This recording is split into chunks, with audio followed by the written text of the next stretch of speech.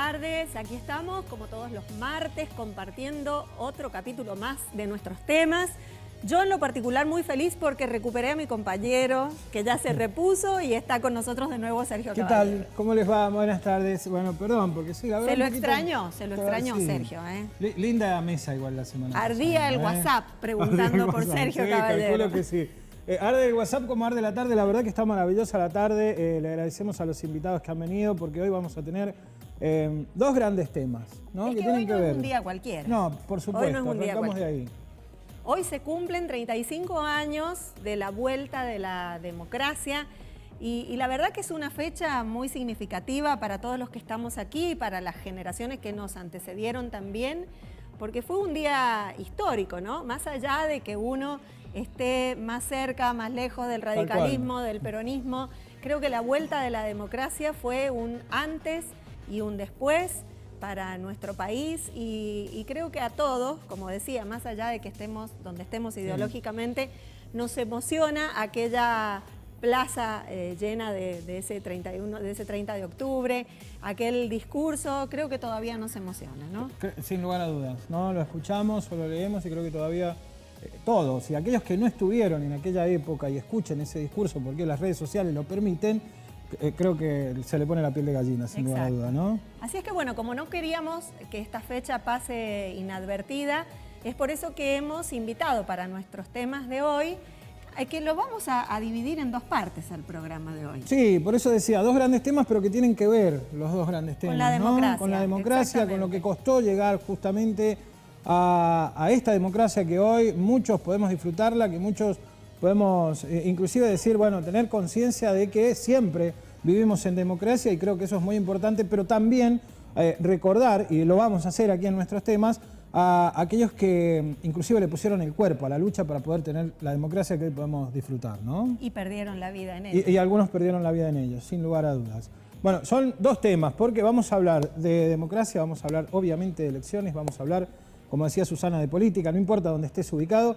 Y en la segunda parte de este programa vamos a hablar de memoria, verdad y justicia, vamos a hablar de las causas por delitos de lesa humanidad que hemos tenido en la provincia de San Juan, teniendo en cuenta de que, bueno, estos juicios siguen, que hubo por ahí un quiebre, algunos creían que iba a ser mucho peor, pero que todavía continúan los procesos en la justicia federal, en la justicia argentina, tratando de dar luz a lo que pasó en los años de plomo, no solamente en la dictadura militar en la provincia, sino también lo que sucedió en la década del 70, con delitos de lesa humanidad, ¿no? Para esta primera parte tenemos tres invitados, nos acompañan hoy el diputado Eduardo Banega y también están con nosotros dos conocidos, no voy a decir viejos conocidos, dos conocidos, Álvaro Olmedo y Walter Vera, que son de la casa, son de la universidad. Bienvenidos. Así que muchas gracias por estar, porque vamos a hablar del ejercicio de la democracia, que es justamente votar. Totalmente.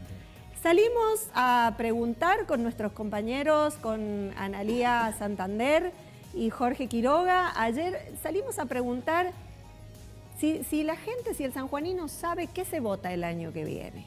Así es que vamos a ver en primer término la primera parte de las encuestas y la segunda tiene que ver con las PASO. Una vez falté y ya no hay más placas de Susana, hoy cambiamos por encuesta. No, hoy cambiamos por encuesta. Así que cuando el director quiera, por favor, mandar la primera parte de las placas, de las encuestas. Vamos.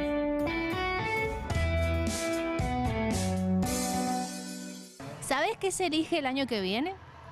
El presidente, ¿no? Sí, presidente. Presidentes. Presidente, vicepresidente, legisladores también nacionales, diputados nacionales y senadores nacionales. Las elecciones para renovar las autoridades gubernamentales. Presidente, diputados, senadores. ¿Sabes qué se elige el año que viene a nivel nacional? No sabría decirte. ¿Qué se elige? ¿Sabes? ¿Tenés conocimiento de lo que se elige el año que viene a nivel nacional? No tengo idea. ¿A nivel provincial? No tengo idea de eso.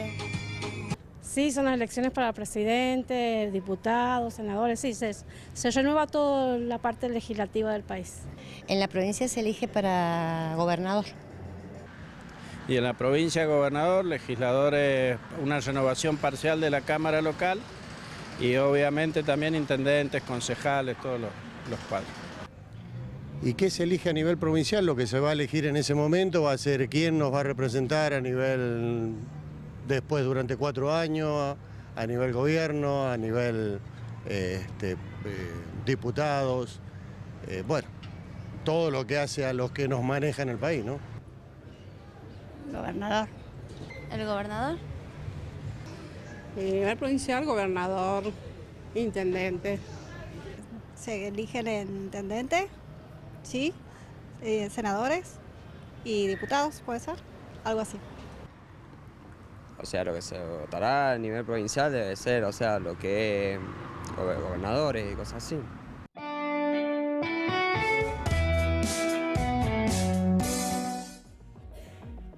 Esa era la primera parte de las encuestas. Como ustedes ven, las respuestas son bastante heterogéneas, ¿no? Hay muy fuerte el tema de que se elige presidente y después hay también gente que contesta legisladores, gobernadores y demás. Autoridades municipales y demás, ¿no? Vamos a empezar por el diputado Eduardo Banega. Eduardo, ¿qué se elige el año que viene? Bueno, el año que viene es un año muy particular desde justamente la democracia, ¿no? Se elige a nivel nacional presidentes, también legisladores, representantes en la Cámara, en el Congreso, ¿no? Y también en lo provincial también se renuevan después de haber transcurrido los 4 años gobernador, con lo que eso también incluye, ¿no? El vicegobernador, el poder legislativo con los diputados departamentales y proporcionales, como así también en cada uno de los respectivos departamentos, el intendente y su consejo deliberante. Le voy a hacer una pregunta sin ningún atisbo de animosidad, ¿no? Pero creo que tiene que ver con una realidad que nos afecta. Usted es diputado por 9 de julio. Correcto. Fuera de 9 de julio, ¿le ha pasado que tiene que decir quién es usted, contar a quién representa, quién es usted? Sí, por supuesto. Sí, muchas veces no somos los legisladores fuera de nuestro ámbito, ¿no? De nuestro lugar de nacimiento y en el cual transcurrimos mucho tiempo de nuestra vida, tendremos que explicar o dar a conocer quiénes somos o qué funciones cumplimos, ¿no? Y no es una cuestión territorial, digo, porque sea de 9 de julio, de Cauceto, de Sonda, sino que hay diputados que son de departamentos del Gran San Juan, y la gente tampoco los conoce. No saben quiénes son, sí. ¿no? Sí, es una realidad concreta, totalmente palpable, ¿no? Que por ahí, muchas veces, lógicamente, como ustedes lo mostraban recién en esta placa, por ahí hay mucho desconocimiento.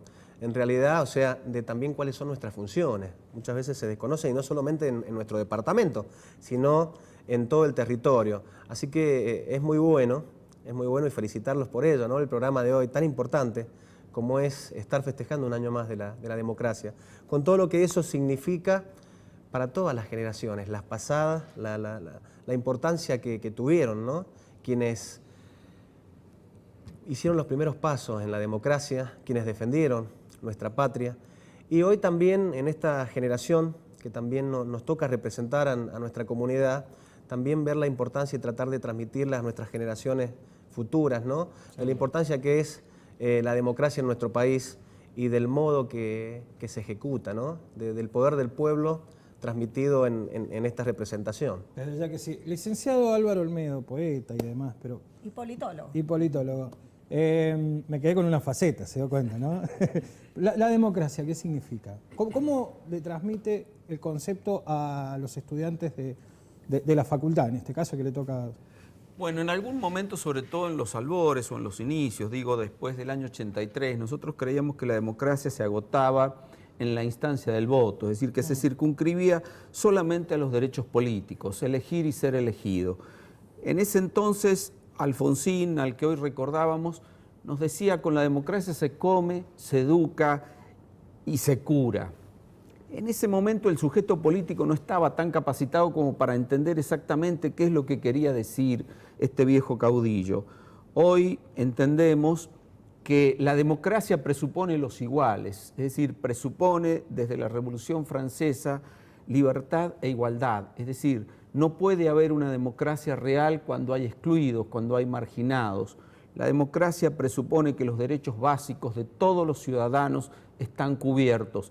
Y entonces sí tenemos aire, tenemos oxígeno y tenemos posibilidades para pensar, para reflexionar. Esto incluye también el derecho a ser informado, que hoy lamentablemente está en tela de juicio, está cuestionado. Y entonces la democracia implica mucho más que una forma de votación, que una instancia electoral, es mucho más, implica un poder judicial independiente, implica medios de comunicación independientes del poder político, no digo sin ideología, perfectamente pueden ser, pero una multivocidad que nos permita una diversidad de expresiones, que nos permita pensar y elegir. Es mucho más la democracia que solo votar. Y bueno, hoy en Latinoamérica está en cuestión esto. A veces la democracia parece que es capaz de fagocitarse a sí misma, ¿no? Es decir, cuando vemos lo que está pasando en Brasil, pensamos si realmente la democracia no tiene que ser repensada y reformulada. Digo, en términos teóricos y en términos prácticos, por supuesto. Seguro. Antes de ir al corte, que ya estamos ahí sobre la hora, ¿se habrá ido despolitizando la sociedad? Walter, ¿qué le parece a usted? Nosotros vamos oscilando un poco por momentos de alta politización, como fue en el 83. Ahí veíamos las multitudes en la Plaza de Mayo, porque bueno, fue una gran alegría, o sea, poder volver a votar. Hoy le conversaba a unos alumnos de que lamentablemente todo este periodo que tenemos de democracia de hace 35 años nació con una tragedia que fue la Guerra de Malvinas. Y ahí fue un momento de efeborización, de participación, o sea, todo aquel, yo me acuerdo, yo era muy joven, pero toda aquella persona que estaba militando en algún partido político en ese momento, en el 83, del partido político que sea, pero estaba militando, tenía una participación. Y estaba también en esa plaza que confluyeron no solamente radicales, sino que confluyeron distintos sectores, porque lo que se había recuperado era la democracia. Pasamos por unos momentos como fue la época del 90 hasta el 2000, donde todo lo que era política era mal visto. Luego tuvimos una nueva revalorización de todo lo que es política, ¿sí? Lo que es la militancia, lo que es el trabajar también junto a otras personas y para otras personas. Y bueno, a partir de hace 2 años también hemos tenido una vuelta otra vez, otro retroceso, digo yo, en cuanto a que se ha atacado a todo lo que es la política, se pide la despolitización, sacar las ideologías, que la militancia es mal vista o tiene un estigma. Es un concepto, digo, despolitizar o no militar en un partido político. O no militar una diferencia, pero te la dejo para que vamos a la tanda y después la respondemos, ¿te parece? Dale. Vamos a la pausa.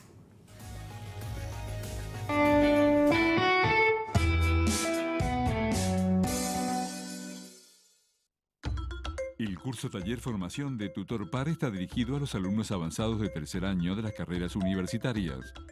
Dará comienzo el 8 de noviembre.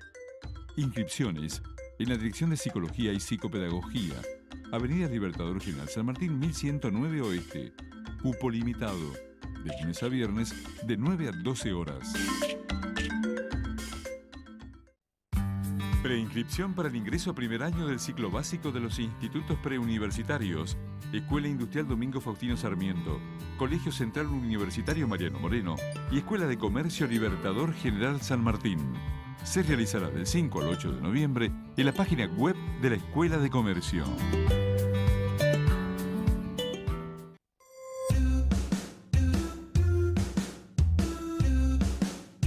La carrera empieza como muchas con materias un poco introductorias, como matemática, derecho, economía, y mientras más vas avanzando, más te va llevando por el lado de la administración, con materias como administración financiera o política de negocios.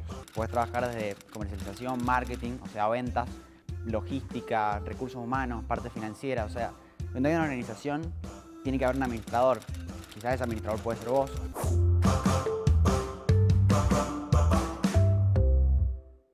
Ahora podés recibir toda la información de la Universidad Nacional de San Juan a través de WhatsApp. Este servicio permitirá que conozcas todas las producciones y actividades universitarias. Suscribirse es muy simple. Primero, Debes agendar en tu teléfono celular el número 264-561-6937 con el nombre Noticias UNSJ. Luego debes enviar a ese número un mensaje con la palabra UNSJ. A partir de ese momento, comenzás a recibir toda la información de la Universidad Nacional de San Juan.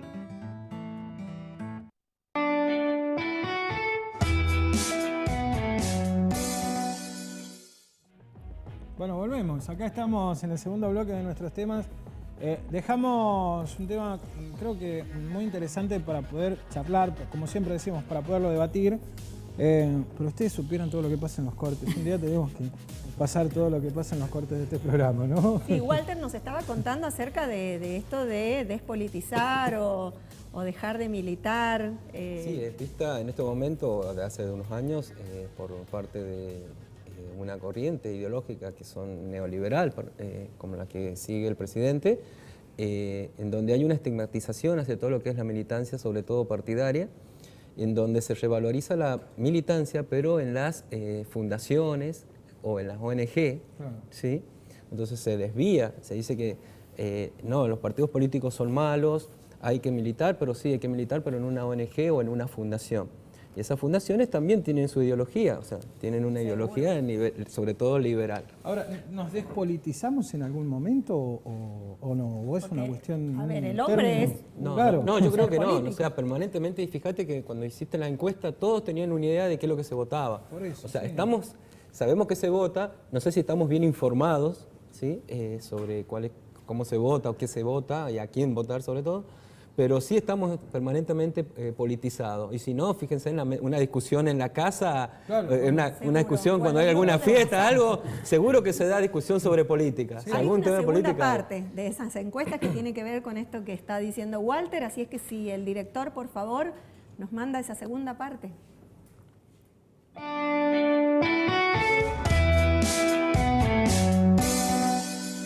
Las PASO son como para seleccionar o elegir, digamos, qué candidato de cada partido puede llegar a representar para luego las elecciones generales. ¿Y sabe cuándo se realiza? Creo que es en agosto del año que viene. Creo que acá en San Juan es en agosto del año que viene. ¿Sabes qué son las PASO y cuándo se realizan? Más o menos, una idea, sí. ¿Cuándo son? No tengo idea. Y las PASO son como una especie de, para mí, de internas o de primarias, como se dice en Estados Unidos. Tengo entendido que se realizan en el mes de agosto. ¿Sabe lo que son las PASO y cuándo se realizan? Sí, la verdad que son un gastadero de plata que no deberían existir porque los partidos para eso tienen sus cartas orgánicas que obligan a que solamente ellos se financien en cuanto a la elección de los candidatos. Porque de todos modos terminamos eligiendo lo que el presidente de cada partido con el dedo señala y no lo que los integrantes de cada partido eligen. ¿Y cuándo se realiza? Y creo que a principios del año que viene, en marzo, entre marzo y mayo creo que la han fijado. Sí, sé que se realizan ahí a fin de año cuando se hagan las elecciones. Las PASO que son, y es algo que se armó para probar a ver quién va a votar a quién y, no sé, cuestiones políticas. ¿Tienes conocimiento de lo que son las PASO y cuándo se realizan? No tengo conocimientos. Tengo, creo que es en agosto, creo que dijo, porque lo escuché, veo los noticieros. No estoy muy interesado en lo que es la política, no.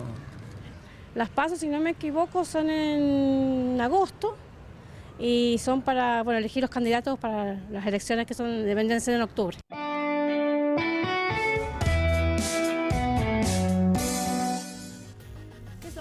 Álvaro Olmedo, ¿qué son las PASO? Bueno, el sistema electoral anterior, contemplaba que los candidatos que salían de los partidos, es decir, los que iban a representar a los partidos, se iban a dirimir en internas en el mejor de los casos, es decir, cuando hubiera una disputa dentro del partido político, si es que no se hacía lista única, elegido por las camarillas gobernantes de los partidos políticos. Llegábamos a la situación de que un partido A, manejado por 10 dirigentes, elegía el candidato A y el partido B hacía lo mismo. Y a la ciudadanía le quedaba solamente la opción de elegir entre A y B. que habían sido elegidos por 10 de un lado y 10 de otro. Las PASO significa una evolución inmensa, significa un avance de la democracia porque le da al ciudadano la posibilidad de, sea afiliado o no, participar en esa primaria, es decir, en esa elección interna, abierta, obligatoria de los partidos políticos. Es decir, los candidatos ya no salen más de los partidos políticos cerrados, de sus camarillas gobernantes, sino por el contrario, es la sociedad la que los elige. Esto es un sistema similar al de los Estados Unidos y a nadie en los Estados Unidos se le ocurriría decir que esto está mal o que esto hay que modificarlo. Al contrario, es una instancia más de participación. Está instaurado hace muchos años también. Nosotros totalmente. Somos, ¿hace cuánto? Nada, totalmente. Algunos aducen que esto significa un gasto más y una molestia más. A los que dicen que es un gasto más habría que preguntarle cuánto es el gasto más de elegir mal. Es decir, ¿qué costo pagamos cuando nos equivocamos en la elección? O cuando le dejamos esa posibilidad de elección a otro, que era lo que sucedía en el sistema anterior. Porque había partidos donde ni siquiera había interna. Por supuesto, claro, que era casi lo normal. La elección interna era casi una cosa difícil y además había que tener muchos fondos, había que estar con alguna maquinaria interna que le dé la posibilidad de ganar. Después se llamaba consenso. Sí.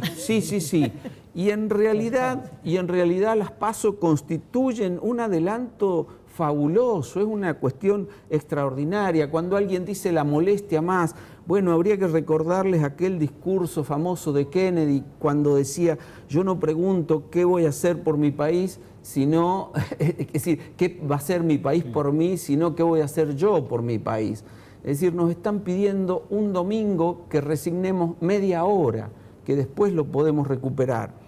Eso es lo único que nos está pidiendo las PASO.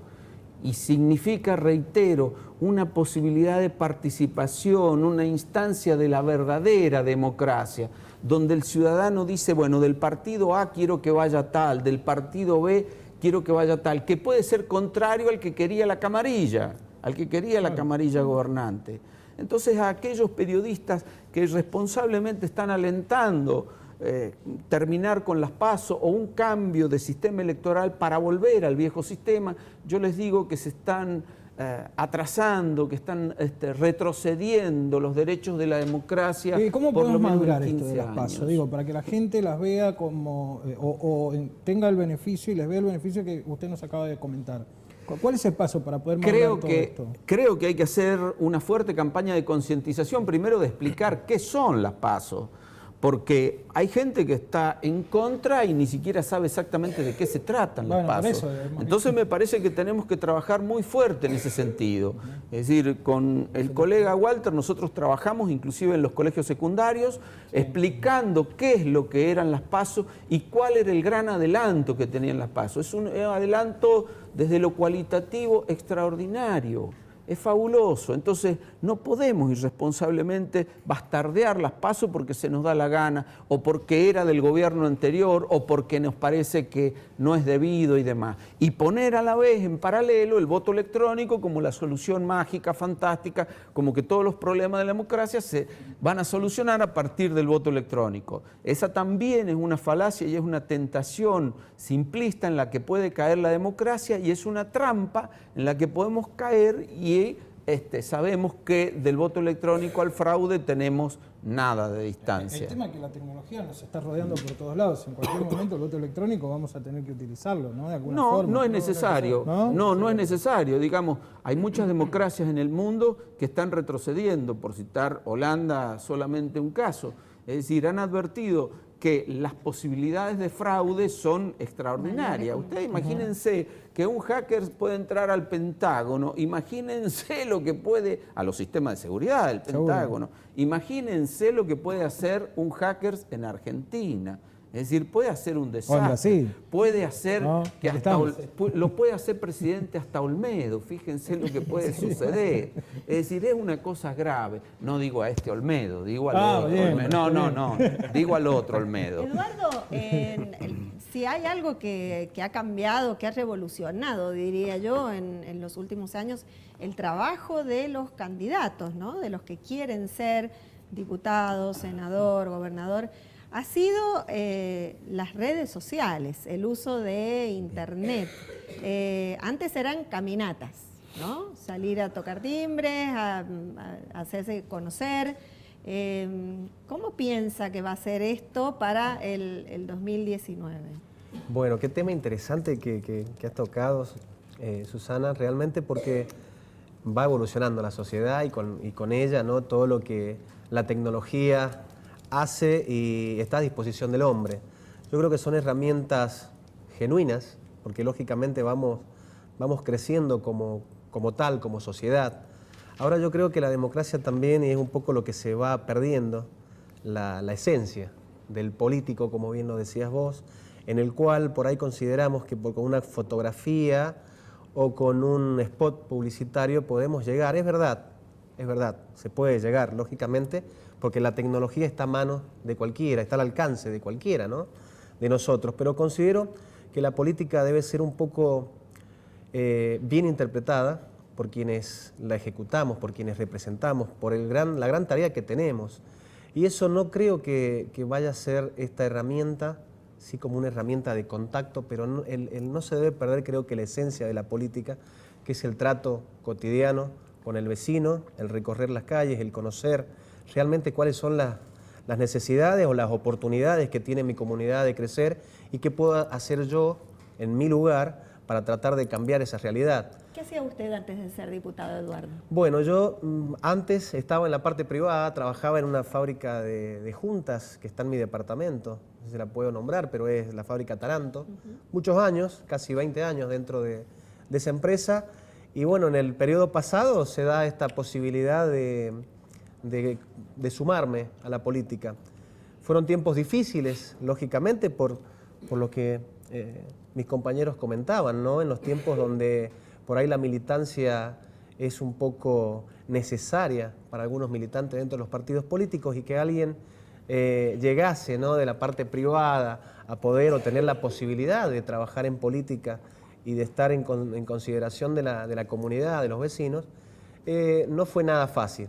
De todas maneras, creo que los tiempos también van evolucionando, como lo decía recién, con todo esto que va cambiando la sociedad, ¿no?, que vamos nosotros siendo parte de ese cambio, y considero que es importante, y vuelvo a repetir y a recalcar en este Día de la Democracia, qué tan importante es participar de ella.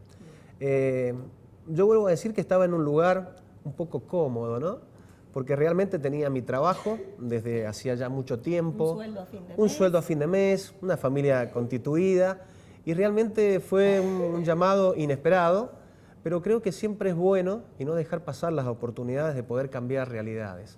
Seguramente no todas, pero sí es importante desde la política el poder participar. Algo tan importante como eso, el participar.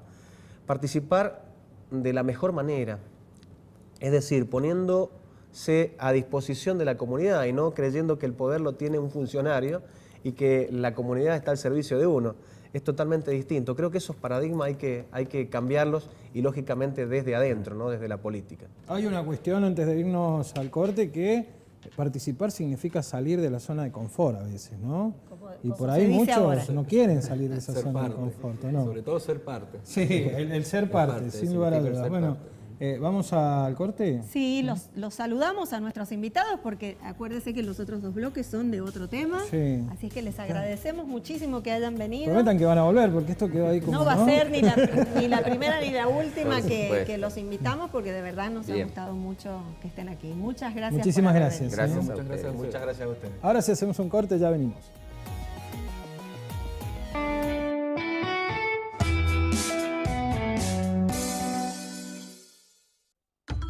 El curso Taller Formación de Tutor Par está dirigido a los alumnos avanzados de tercer año de las carreras universitarias. Dará comienzo el 8 de noviembre. Inscripciones en la Dirección de Psicología y Psicopedagogía, Avenida Libertador General San Martín, 1109 Oeste. Cupo limitado. De lunes a viernes, de 9 a 12 horas.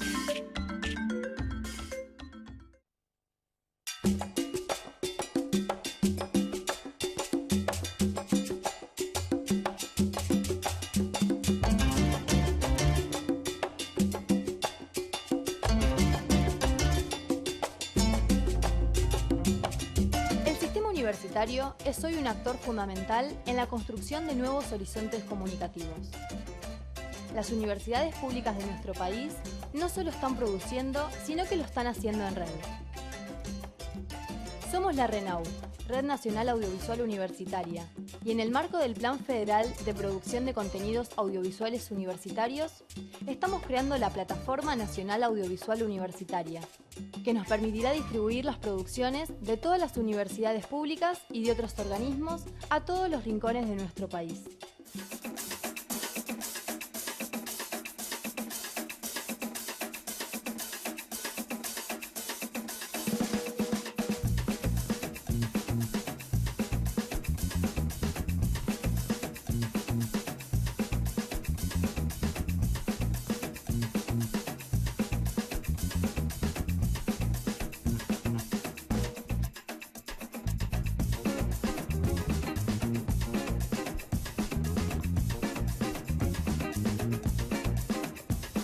Trabajo en red.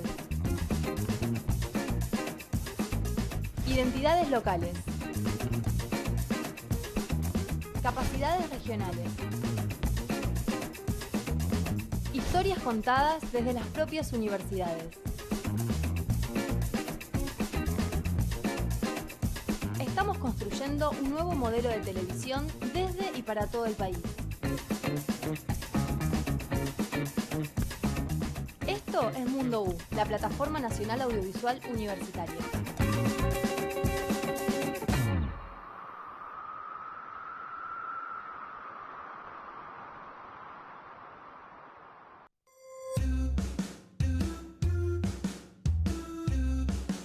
La ingeniería industrial tiene distintas áreas de injerencia de acuerdo a la rama que uno se quiera dedicar. La carrera es bastante versátil, puedes dedicarte a diferentes áreas de acuerdo a lo que te interese. Tienes la parte de administración, que puedes hacer todo lo que es gerenciamiento de proyectos, que puede ser cualquier tipo de industria o no industria, también puede ser una empresa directamente. Y la parte de procesos productivos o procesos industriales propiamente dicho, que bueno, ahí es donde tenemos un poquito más de incumbencias, digamos. Todo lo que es el diseño de procesos, de plantas, la administración.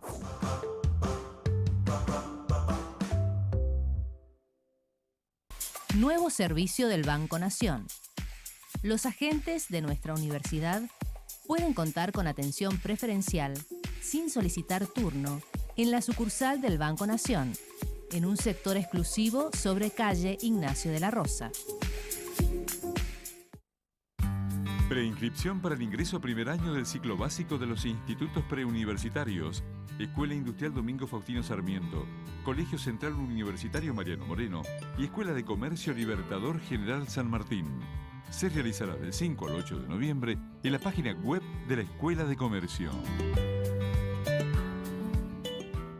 Ahora podés recibir toda la información de la Universidad Nacional de San Juan a través de WhatsApp. Este servicio permitirá que conozcas todas las producciones y actividades universitarias. Suscribirse es muy simple. Primero, debes agendar en tu teléfono celular el número 264-561-6937 con el nombre Noticias UNSJ. Luego debes enviar a ese número un mensaje con la palabra UNSJ. A partir de ese momento, comenzás a recibir toda la información de la Universidad Nacional de San Juan.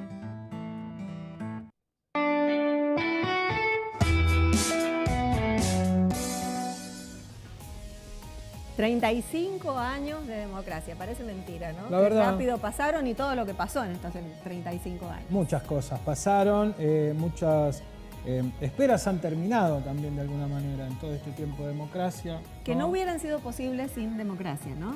Creo que sí, creo que las conclusiones que han tenido muchas de las historias... Yo siempre digo algo que me pasó personalmente y seguramente a muchos de mi generación también. Fueron historias urbanas para nosotros, que por ahí no tuvimos nada que ver, por ejemplo, con lo que pasó en la década del 70.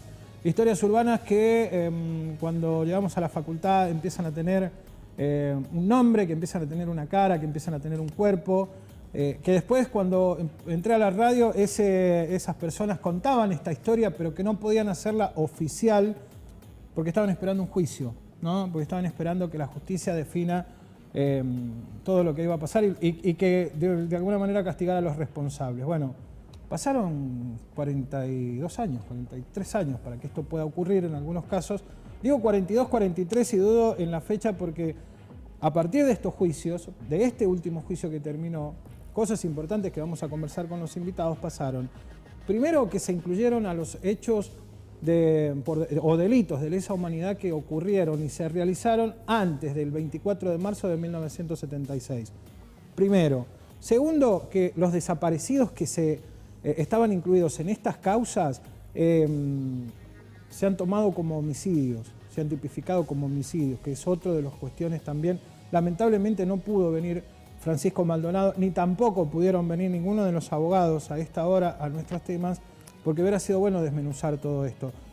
Sí le agradezco a la doctora Alejandra Coria que prometió en una próxima visita poder hablar de estos temas y de la tipificación que tienen los delitos de lesa humanidad en el Código.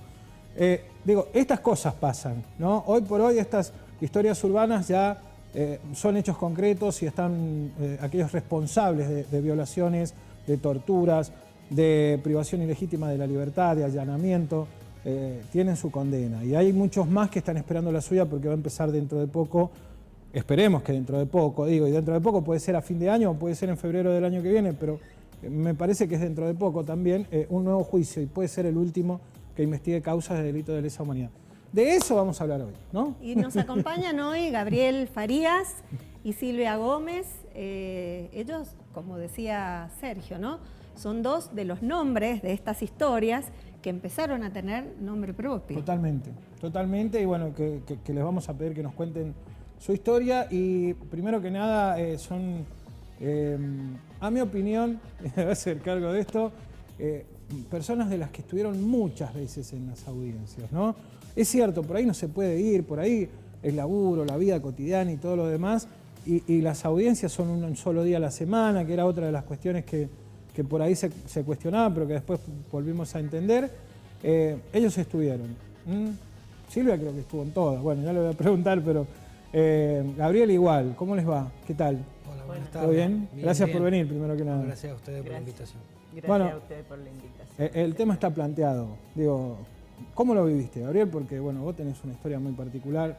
Prácticamente somos de la misma generación, pero es una historia distinta a la tuya, ¿no?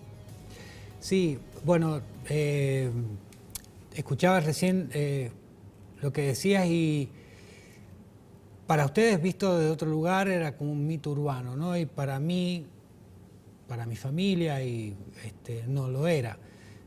En mi caso particular, nosotros crecimos junto con mi hermana sabiendo siempre la verdad. Por supuesto, porque como íbamos creciendo, íbamos preguntando, pues no era una imagen paterna,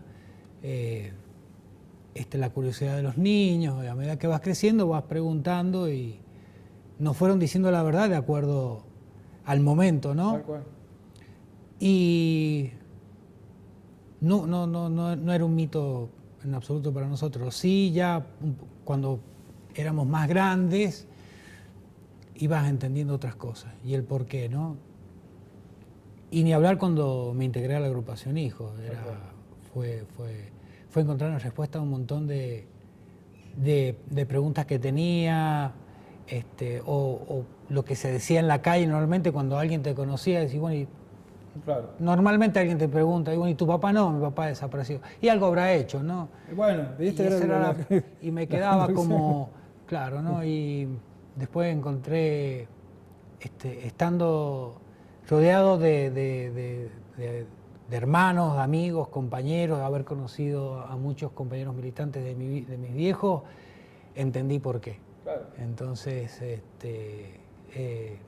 se vive en los juicios de una manera muy particular, muy fuerte para nosotros. Lo esperábamos muchísimo. La agrupación Hijos empieza a tener mucha trascendencia a nivel nacional porque se destacan por los scratches que se hacían, porque si no había justicia, bueno, que hubiera un scratch social, justicia social, entonces pasaba por ahí. Ya con el 2003, cuando se derogan las leyes de evidencia debida y punto final y comienzan los juicios, para nosotros nos marca un antes y un después eso. Entonces el scratch deja de ser eso, ¿no? Y empieza otra etapa donde encontramos la justicia, donde encontramos que realmente se escribe la historia y se sabe la verdad, porque en definitiva los juicios es eso, ¿no? Que cuando alguien vaya a revisar la historia de la Argentina, porque día a día se escribe, va a tener que ir a ver los archivos de los juicios, las causas, el porqué y todo eso. Historias urbanas, ya no dejan de ser historias urbanas, Tal cual. Va a ser un capítulo de la historia ahora con firma y sello de la justicia argentina, ¿no? Sí, sí. Silvia, cuando vino Tati Almeida a la Universidad Nacional de San Juan, comenzó a contar su historia diciendo, yo era una señora de mi casa. Sí. Es más, una señora paqueta que vivía en una zona bastante favorecida y no tenía idea de lo que pasaba a mi alrededor. ¿Qué le pasó a Silvia?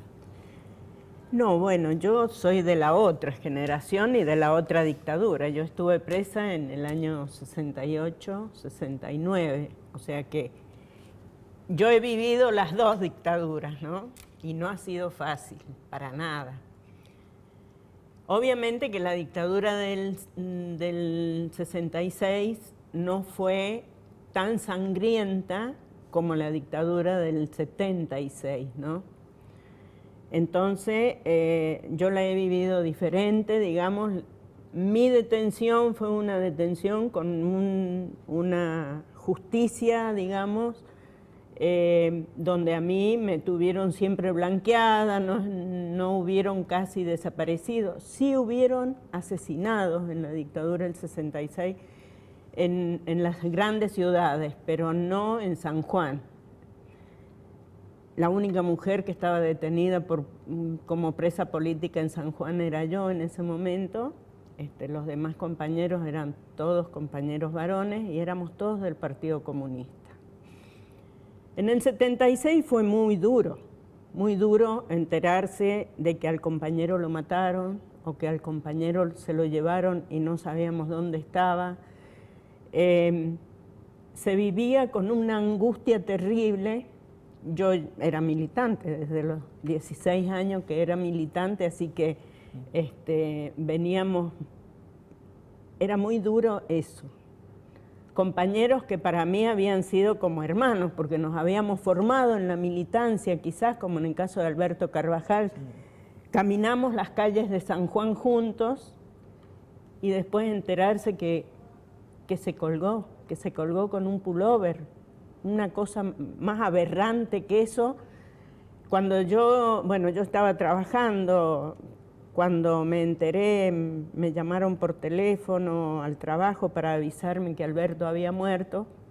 Realmente fue durísimo, ¿no? Y bueno, y como decía Gabriel, o sea, nosotros llevamos 40 y pico de años esperando la justicia real, la justicia donde, como dije cuando terminó el juicio, estos señores asesinos, porque no se les puede nombrar de otra forma, tuvieron todas las garantías que la Constitución, gracias a la democracia, les ha brindado para que ellos tengan sus juicios correctos, y todavía les brinda. Prisión domiciliaria, por ahí algunos no la cumplen, pero la tienen. La tienen. Y más aún, hemos tenido que salir a la calle a luchar el año pasado para que no implantaran la ley del 2x1, ¿no? Porque eso hubiera sido terrible. Eso hubiera sido terrible para los militantes, para los que esperábamos que realmente estos señores tuvieran su condena correcta. ¿Cómo tomaste, primero, terminaron los juicios y se habló mucho de Alberto Carvajal, que finalmente se comprobó que lo asesinaron durante la tortura en el penal de Chimbas, ¿no? Le contamos a la gente que por ahí recién toma el tema de los juicios, pero ¿cómo lo tomás a esto? Porque, a ver, la muerte de Alberto Carvajal significó mucho en el primer juicio y significó mucho en este juicio también. Mucho significó, de hecho, hubo inclusive hasta la destitución de un miembro de la Corte Suprema de Justicia, ¿no? Yo te propongo que la respuesta se la pedimos para el próximo bloque y vamos a la pausa. Ya venimos.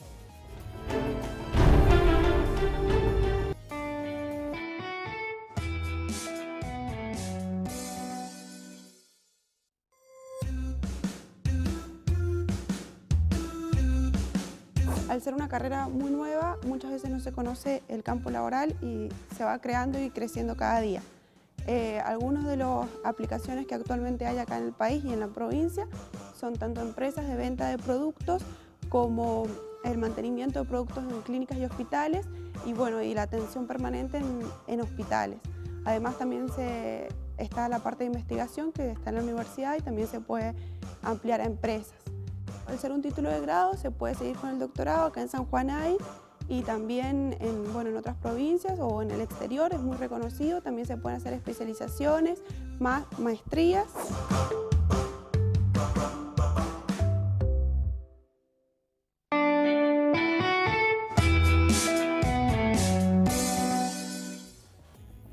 Bueno, continuamos. Habíamos dejado planteada la pregunta a Silvia.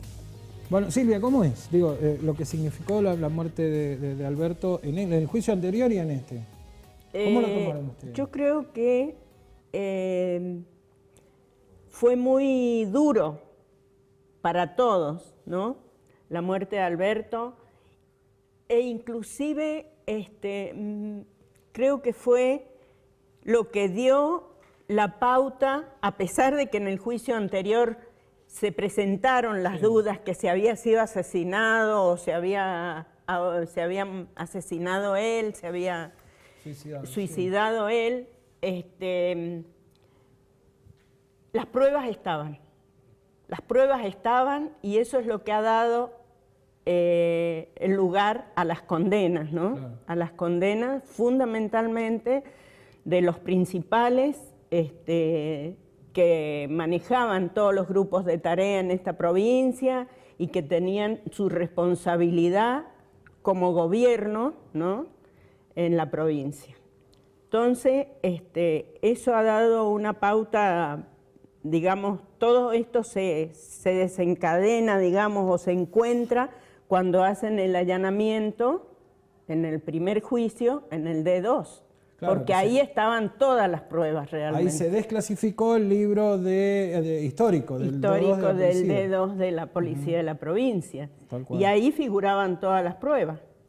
Porque también se decía, por ejemplo, que otros compañeros no habían estado presos, sin embargo, gracias a ese allanamiento, se comprueba de que los compañeros habían estado presos en y habían estado secuestrados. Tal cual. Gabriel, ¿cómo fue tu viejo? Porque hay una particularidad en la causa de tu viejo, ¿no?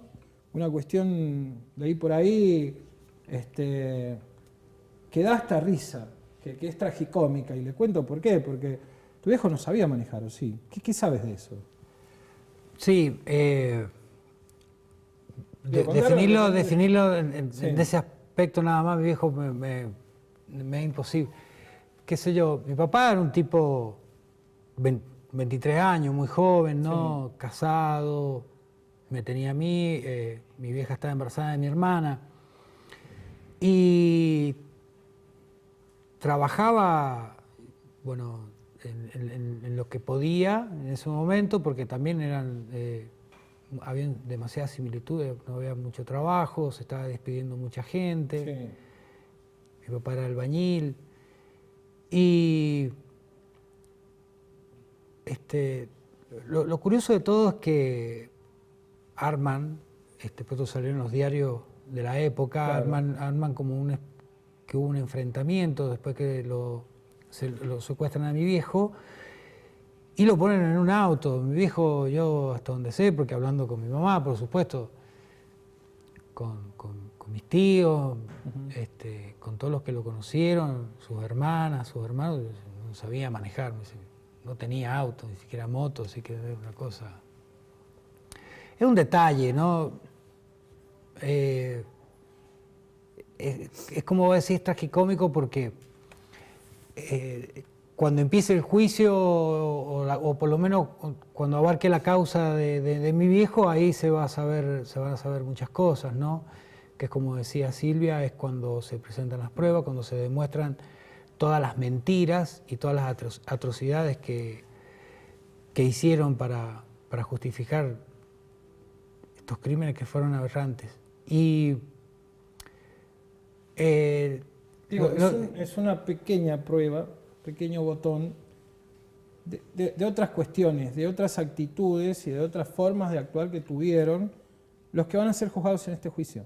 Porque tenían, no sé, tanto poder, parece, en sus manos que, bueno, podían hacer, parece, cualquier cosa. Sí, bueno, de hecho lo hicieron así. Como te decía recién, en un medio de comunicación salió que hubo un enfrentamiento. Claro. Era eso, ¿no? Era parte del poder que se manejaba en todos los ámbitos, de comunicación, de poder absoluto, inclusive en la educación, en las universidades, de modo que todo lo que hacían lo manipulaban a su antojo. Y han pasado muchísimos años hasta que sabemos la verdad, ¿no? Sí. Pasa mucho tiempo hasta eso y nos parece increíble. Digamos, hoy, estando en democracia, y que estas personas son juzgadas con todas las garantías que ellos no le brindaron a nuestros viejos, ¿no? A ellos mismos que sufrieron. No tuvieron nada. ¿Qué cambia en la vida de un hijo después de los juicios? Después de los juicios, mirá, en este juicio particularmente estuvimos muy cerca de Viviana Arias, que estuvo la causa del padre, de Florentino Arias, y nada, verla a ella es fuertísimo, porque se le cierra algo ahí, cierra una etapa. Bueno, con Sergio Correa también, porque se trató la causa del padre, y se cierra un pedazo nada más de eso, ¿no? Y vos los ves, pero es un pedazo porque el cuerpo de los padres de ellos no están, no lo quieren, no aparecen y no dicen nada. Entonces, cambia en ese sentido que se le da un cierre y se encuentra el culpable, digamos, y que se demuestra que lo que hicieron no fue nada malo, que simplemente pensaron distinto, que militaban, que querían una patria más justa, que tenían principios, tenían ideales. Recién en la nota anterior los escuchaba hablando de la militancia y todo eso. Y se los estigmatizó por eso. Y el precio fue el secuestro, la tortura y la desaparición. Y hablaba con Viviana y al otro día, ¿no? Después de la sentencia, me decía, me duele todo.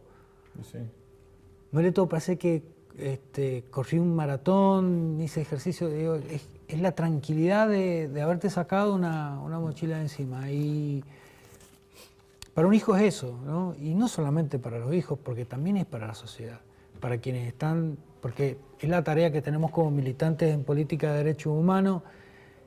Es esa reivindicación de que no se hizo nada malo, que la política no es mala, que pelear por lo que uno quiere para bien, para el resto de la sociedad, no es malo. Totalmente. Y lo que les pasó a nuestros viejos fue eso. No eran románticos, tenían principios, tenían Totalmente. Ideales, o sea, ninguno se quería morir, querían seguir viviendo porque querían ver a esa patria que ellos soñaban. La última ya, porque no tengo mucho tiempo. Termina el juicio de tu viejo, hay sentencia y todo. ¿Vas a seguir luchando para saber dónde está el cuerpo de tu viejo? Digo, porque Viviana... El cuerpo de mi viejo lo tengo. Perdón, tenemos, porque Viviana no. está tratando ahora, es la otra lucha que tiene, ¿no? Los hijos van a seguir pregando por este tema para saber dónde están los cuerpos, qué hicieron con los cuerpos de los desaparecidos. Bueno, ahora ya aparte declarados muertos, ¿no? Sí, vamos a seguir en la lucha. Además,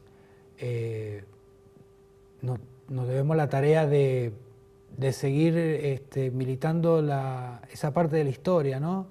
Llevándola a cada escuela, en cada espacio militante que exista, para que se sepa eso, para que esa historia oscura de la Argentina no vuelva a pasar nunca más. Es la tarea que tenemos y vamos a seguir hasta que aparezcan todos los por sí o por no. ¿Alguna vez pensaron que la justicia no iba a llegar? Sí. Sí. Sí pensamos. Bien. Y Por los suerte organismos de derechos humanos vamos a seguir luchando hasta que aparezcan, o por lo menos tener la certeza de dónde están nuestros compañeros. Gracias a los dos. No, muy amables, gracias como a siempre. ustedes ¿eh? por invitarnos. Muchísimas gracias. Nos vamos. Un programa Sí. que nos deja a todos, ¿no? Con una capa menos de epidermis, me Totalmente. parece, Y bueno, la democracia. No se olviden, respétenla, cuídenla. Y por sobre todas las cosas, tengan en cuenta que la opinión del otro es muy importante, porque eso también es democracia, ¿no? Sí, señor. Nos vemos la semana que viene. Nos vemos la semana que Chau. viene. Gracias.